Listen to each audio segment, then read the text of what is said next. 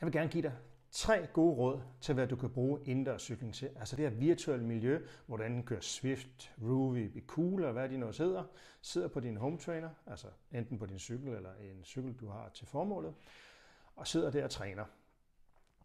Det første, jeg vil sige, det er vejrtrækningen. Vejrtrækning er fundamental. Når vi sidder på vores home trainer, så har vi ikke alle de der problemer som vejens beskaffenhed, trafikanter og whatever, så vi skal være opmærksom på det, så det kan være svært at koncentrere sig. Her skal vi bare sidde i gåsehøjde og træde og koncentrere os.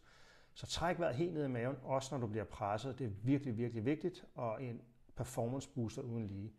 2. Trådet.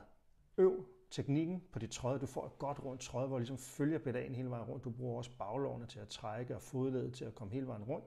Fordi der er jo 2 gange på et tråd, når du er oppe og når du er nede. Altså kl. 12 og kl. 6, hvis man skal sige sådan, hvor der ligesom er et dødt punkt. Og det træner man rigtig, rigtig godt ved at køre med et ben ad gangen. Altså først kører man 1 minut for eksempel med det ene ben, med moderat belastning.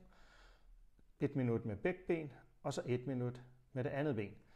Så træner man sin teknik rigtig godt. I starten er det rigtig, rigtig svært, og ligesom at det hakker rundt. Med tiden kan det, hvis man gør det 2-3 gange om ugen, så vil man forbedre sit tråd. 3. Funktionel styrketræning. Altså der, hvor man kommer helt ned i kadence omkring 50-55 omdrejninger i minuttet, og kører en ret tung belastning. Der kan man så træne sig op, for eksempel at køre igen 1 minut, og så går man direkte for det 1 minut tungt, tager en del af belastningen af, og så tager man og kører hurtige omdrejninger i 1 minut for eksempel. Og så kan man gå til 2 og 2.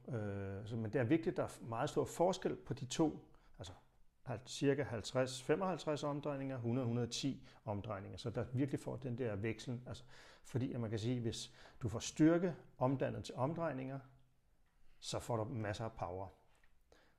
Det var de 3 gode råd. Håber du vil følge dem. Ciao.